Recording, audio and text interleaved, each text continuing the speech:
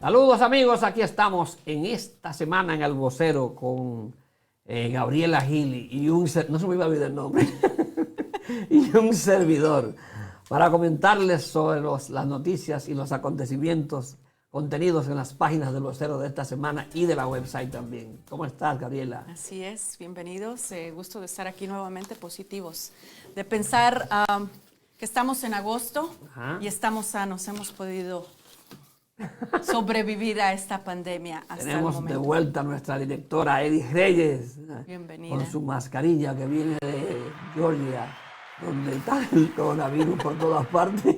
Muchas historias, muchas historias. Hablemos, ¿qué hay en portada? ¿Qué tenemos en portada? Tenemos una noticia muy interesante, algo muy importante, y es el asunto de los trabajadores agrícolas. Recuerden que la semana pasada le hicimos una entrevista a Teresa Henry, que es la directora del Michigan Migrant Legal Aid. Es la organización que se encarga de ayudar a los trabajadores agrícolas. Recuerden que hablamos con ella sobre el asunto ese de lo que estaba pasando con una decisión que tomó la gobernadora, una orden ejecutiva, que fue la de instruir que los granjeros, rancheros, ya sean criadores de gallinas, ese tipo de cosas, todos los empleadores agrícolas tienen que exigirle a sus trabajadores que se hagan la prueba del COVID-19 antes de llegar. Y te establece también como una orden ejecutiva que los trabajadores tienen que hacerse la prueba antes de integrarse a trabajar. Entonces, eso es totalmente discriminatorio. Hablamos de eso porque incluso el director del Departamento de Salud del Estado metió la patita bien honda cuando en ese mismo comunicado de la gobernadora él decía que una de las razones, cuando hablaba de las razones por las cuales se tomaba esa medida, es porque los hispanos son solamente el 5% del Estado y son el 11% del coronavirus. O sea, que nos acusaba de apestosos, de infectadores y ese tipo de cosas. Entonces, eso, decía Teresa Henry en ese momento cuando nos entrevistamos, que eso era un abuso, porque primero está etiquetando a los latinos como los portadores del coronavirus. Lo segundo, está exigiéndole a una comunidad lo que no le está exigiendo a la otra. Es decir, a los trabajadores de ninguna otra tipo de fábrica le están exigiendo hacerse una prueba antes de trabajar. Entonces, ¿por qué tiene que exigirse a los latinos? Entonces, afortunadamente, el Buró de Agricultura ya procedió con el asunto, le metió una demanda al Estado para que echen para atrás esa medida. Entonces, en la portada del Vocero tenemos la foto de los agricultores y ahí está la información completa, bastante detallada, de todo lo que está pasando con respecto a eso. Eso es muy importante. Nosotros tenemos que defender a nuestros trabajadores agrícolas. Claro que sí. Porque si no los defendemos a ellos, es como si no nos defendiéramos a nosotros mismos. Y recuérdense que esta es una zona rural donde la gran parte de nuestra comunidad es agricultura, es agrícola, es gente que trabaja en la agricultura de alguna u otra forma, o trabajan en la agricultura en el campo, o trabajan en las factorías que procesan los vegetales, o trabajan en otros tipos de plantas que también son parte de la agricultura. Les recomendamos que lean ese reportaje que está bastante interesante. O puede buscar también la entrevista que recientemente... Está la entrevista también que le hicimos a Teresa Henry, está en la Facebook y está también en YouTube. Correcto. Yep. Pasando a otra cosa, ojalá se haga justicia en eso. Recientemente, la semana pasada, hablamos de los robos a los dealers de carros que sucedió ahora. Hay que darle una fanfarria a eso ahí. Dun, dun, dun. En este pusimos un reportaje también sobre el asunto de los robos de carros. El viernes pasado, en la mañana, cuando llegamos a la oficina, encontramos, bueno, tú me llamaste antes para que pasara por ahí, que aquí en la 28, cerca de la Easter, donde está Auto West, que es un dealer de carros que desde Allegan, pero está extendiendo sus negocios hasta Grand Rapids. Tiene un local muy bonito, muy arregladito ya, nuevo para abrir. Estaba programado para un acto de apertura el sábado. En la noche anterior del viernes se metieron y le llevaron 22 carros. Pudieron ser 25. Te voy a decir por qué. Porque habían frente al Outer West hay un Taco Bell. Y en lo que nosotros estábamos entrevistando a María Sánchez, que es la ejecutiva de venta de Outer West ahí, no nos dábamos cuenta que en el frente habían 3 carros, lo que se habían robado. Que pertenecían al dealer. Ajá. Parece que los ladrones no lograron llevarse todos los vehículos y dejaron esos 3 ahí para ir a buscarlos más tarde. O no les dio tiempo a llevárselo, algo por el estilo. Pero el asunto es interesante en el reportaje que la directora nos va a poner ahí. tenemos la información de lo que pasó. A ver si yo puedo ver aquí también.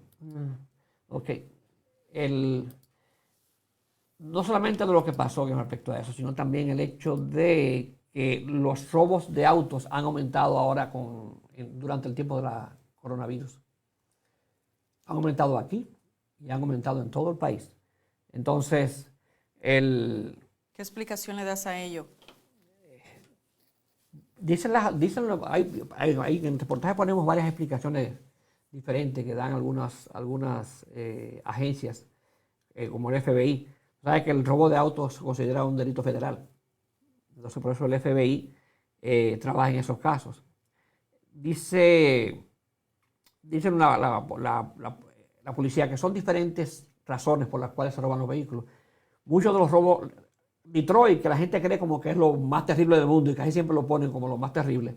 Detroit no es la ciudad donde más roban carros. La ciudad donde más se roban autos son El Paso, Texas, Los Ángeles. Hay una lista de ciudades ahí que son ciudades fronterizas. Entonces, dicen algunas de las autoridades que los robos en esa área son para llevarse los vehículos al otro lado de la frontera. Tiene sentido. Pero en este caso, ¿por qué durante la pandemia se está dando tanto localmente en la ciudad de Grand Rapids? No sabemos realmente por qué. Quizás porque están de vago. Bueno, lo que pasa es que probablemente esos ladrones no están recibiendo el cheque de estímulo y necesitan buscárselo por ese lado. Dice un agente del FBI que el robo de carros es uno de los robos más rentables. Dice porque es un delito, es un crimen que no tiene un castigo tan grande y sin embargo da grandes ganancias. Esos carros, muchos de los carros que se roban nunca vuelven a aparecer porque los ladrones son redes completas de robo de carros. Tienen lugares donde lo meten inmediatamente y lo desarman totalmente. Y esos vehículos son vendidos en otros países por pieza. O sea que si te roban tu carro, probablemente nunca lo encuentres. Está bien siempre y cuando la aseguranza pague. Yep. ¿Qué tenemos? A ver, vamos a pasar a las policíacas, Andrés. Esta semana, como siempre, por ahí hay casos muy lamentables. Hay notas policíacas que están aquí en la página del vocero y otras que están en la página web. Y eso ha sido por un asunto de espacio. Tenemos el caso de un accidente de ciclomotor que fue en Morecambe. Los accidentes de motocicletas y de ese tipo de vehículos son muy comunes en el verano. Primero porque la gente los usa, que no los usa en el invierno. Y segundo porque mucha gente no sabe realmente. Esta es una ciudad donde los conductores no están acostumbrados a manejar en calles donde haya muchas motocicletas. Y donde haya motocicletas que se paren delante. Muchas veces tú ves que va una motocicleta adelante y hay vehículos que creen que una motocicleta es como un carro y se le pegan detrás y eso no es posible. Las leyes de tránsito dicen que tú tienes que mantener una distancia de 2 vehículos de vehículo que te enfrenten y más de una motocicleta, porque si la motocicleta tiene que frenar y si le das a la motocicleta vas a matar a la persona que está ahí. Entonces eso ocurre con mucha frecuencia. Hubo el caso de una mujer que fue encontrada muerta en Kentwood, en la calle 48, es casi esquina Eastern. Ahí viven muchos hispanos en esa área. La policía no ha dado más detalles al respecto. Hay gente por ahí, medios que se creen que saben, que son periodistas y se ponen a estar poniendo informaciones que probablemente sean ciertas, claro, pero tú no puedes adelantarte a la policía, tienes que tener cuidado con eso, porque si lo haces, primero puedes estar mal informando y puedes estar entorpeciendo la investigación. Y cuando tú vienes a ver, porque según me dijeron por ahí, ese medio señaló hasta un sospechoso. Cuando un medio señala a un sospechoso antes de que la policía lo haga, ¿tú sabes qué está haciendo? Pues Ayudando al sospechoso a que se vaya. Claro, entonces, preparándolo. yo en ese caso sería, si yo fuera el jefe de la policía, actuara con firmeza y le metiera presión a la gente que hace ese tipo de cosas. Eso es muy peligroso. Eso no se debe hacer. Por eso es que el periodismo es una carrera, no es un jueguito. Y hay gente que se cree que esto es un juego y se pone a inventar. Entonces, en el caso de ese caso, vamos a esperar que la policía dé la información realmente de qué es lo que está pasando. Es decir, primero sí, parece que sí, que es cierto que la mujer es la víctima es hispana, pero hay que ver, hay que esperar a que la policía dé esa información. Más detalles. Yep. Ahí está. Pasando a otro tema ahora, con la más reciente decisión de Joe Biden, eligiendo a la senadora Kamala Harris. Hay mucha controversia ahí. Sí, parece que se esperaba, pero al verlo con firmeza, ¿qué sucede, Andrés? ¿Cuál es tu opinión? Bueno, yo creo que fue una muy buena elección. Yo no creo que él no tenía mucho para escoger. Pero también hay una cosa interesante, y eso dedicamos a la editorial a eso, a lo que les gusta hacer análisis, lo pueden leer y pueden entonces forjar su opinión también sobre eso. Y nosotros decimos en el editorial que realmente la elección fue buena, pero no le aporta nada a Joe Biden. ¿Por qué? ¿Por qué no le aporta nada? Bueno, porque primero, Kamala Harris es afroamericana. ¿Sabes qué? Bueno, Kamala Harris es una mezcla. El padre es afroamericano y la madre es hindú, es de la India. Entonces, Joe Biden, desde antes de que Kamala Harris le diera el apoyo, tiene el apoyo de la comunidad afroamericana. Hay que recordar que en estados donde hay una presencia afroamericana fuerte como Michigan, los afroamericanos le dieron el apoyo en las primarias a Joe Biden. O sea que él tiene el apoyo de ellos. ¿Por qué los afroamericanos han estado apoyando a Joe Biden? Porque Joe Biden fue el vicepresidente del gobierno de Obama. Y Obama es afroamericano. Claro. Entonces ya él tiene ese apoyo. En la editorial, por ejemplo, decimos que las mujeres representan, porque hay gente que dice, no, es una mujer, va a traer muchos votos. Ok, vamos a ver. Las mujeres representan el 53% de los votos, de acuerdo a los resultados de las elecciones congresales del 2018.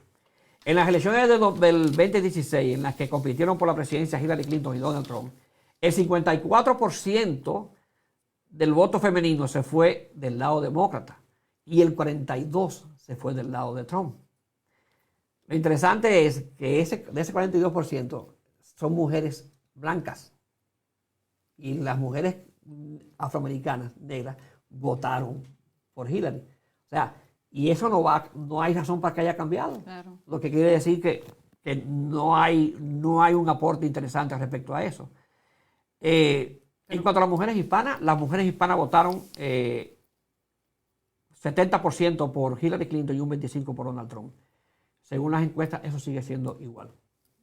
Entonces, lamentablemente, fue una buena elección, pero no le aporta votos a Joe Biden. Y eso es muy peligroso, porque eso puede provocar que Donald Trump se reelija. Esperemos que no suceda. Vamos a prender todas las velas posibles. Hay que poner el sonido de pam, pam, pam.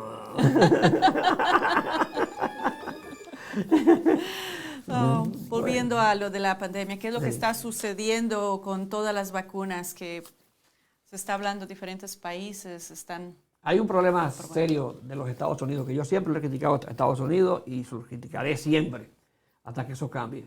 Los americanos creen que son lo mejor de la bolita del mundo y que lo que no es americano no sirve. Hay una canción de Piero, el cantante argentino, que dice que Napoleón Bonaparte para ellos fue un señor italiano que organizó la cosa sin los americanos y que no hubiera perdido la batalla de Waterloo si hubiera contado con la ayuda de los americanos. Realmente ha habido grandes logros fuera de Estados Unidos que hay que aceptarlo, y ha habido gobiernos norteamericanos que han sido muy decentes en eso. Por ejemplo, y eso lo mencionábamos a los jalapeños también, el asunto de que cuando estaba la carrera por la conquista del espacio entre Rusia y Estados Unidos, estaban luchando la NASA y los cosmonautas soviéticos a ver cuál llegaba primero. Los soviéticos subieron a Yuri Gagarin, un astronauta, y fue el primero que orbitó la Tierra, el primer ser humano que orbitó la Tierra en el espacio. Entonces, Kennedy, que era presidente, felicitó a Nikita Khrushchev, que era el premier soviético, por eso. Cosa que no va a ser Donald Trump nunca. Sin embargo, cuando Estados Unidos logró poner al primer hombre en la luna, Nikita Khrushchev llamó a Kennedy y lo felicitó por eso. Entonces, pero ese ejemplo no ha sido imitado por muchos presidentes norteamericanos. Sigue la tendencia de que si no es americano no sirve. Resulta que la vacuna de coronavirus, Estados Unidos se quedó muy atrás en hacer la vacuna de coronavirus. Y los rusos ya encontraron la vacuna. Ahora, porque la vacuna no es hecha en Estados Unidos, ya están diciendo que no se hicieron por la clínica y están haciendo toda clase de propaganda contra esa vacuna. Señores, o sea, si la vacuna funciona, funciona. Entonces, no se puede hacer eso. Estados Unidos cometió un grave error en los años 80 en la vacuna contra la meningitis. Muchos niños norteamericanos murieron sin necesidad, porque ya en Cuba habían encontrado la vacuna de la meningitis. Y como tenían un embargo contra Cuba, no podían aceptar que no fue Estados Unidos que la inventó, no aplicaron esa vacuna a los niños norteamericanos y murieron muchos miles de niños americanos porque no existía cura para la meningitis, vacuna para la meningitis, cuando en Cuba ya la tenían. Pero recuerda el país en el que estamos, donde lo de salud y todo, lo farmacéutico se maneja mucho dinero, exactamente, el capitalismo, desgraciadamente. Bueno, tenemos ahí algunas informaciones de América Latina, por ejemplo, el que era tu presidente, Peña Nieto, era de lo que estaba boroneándose con el dinero de Odebrecht. Pemex. Odebrecht, la compañía brasileña fabricante de carreteras, por la cual muchos pejes gordos han caído presos. Él era uno de los ambientes que recibió mucho dinero para su campaña de parte de Odebrecht, a cambio de darle contratos a Odebrecht. Ya se les había acusado. Ya Surprise. Y lo de Pemex también, esa era otra acusación. Sí. Ese fue el segundo, es el tema que había leído. Así es, y leí notas históricas como cada semana también. Estamos celebrando, recordando la revolución haitiana. La revolución haitiana, que mucha gente no sabe la importancia que tuvo eso. Haití, ese pedacito de tierra de gente de descendencia africana y de lengua francesa, porque eran una colonia francesa, fue el que hizo la primera rebelión por la libertad en América, mucho antes que Estados Unidos. Fue el segundo país que se independizó después de Estados Unidos y fue el primero que comenzó las rebeliones. Estados Unidos fue en 1776 la revolución haitiana y comenzó en 1791 y terminó en 1804. Entonces, habían en Haití cerca de 150,000 africanos esclavos y había una población de cerca de 12,000 a 13,000 amos y manejaban a todas y explotaban a toda esa gente, los maltrataban hasta lo último, los castigaban hasta lo último. Lo que comenzó a provocar ya como dice la gota que derramó la copa fue cuando a uno de los líderes de los esclavos que se había liberado, se había emancipado, porque estaba organizando y diciéndole a los demás esclavos que debían luchar por su libertad, lo quemaron vivo.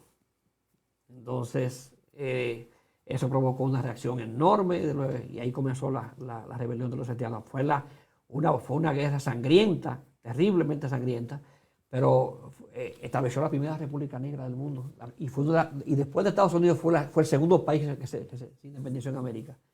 Pero no solamente eso, además de que fue el segundo país que se independizó en América, fue el que ayudó a Simón Bolívar a liberar todo el continente de Sudamérica.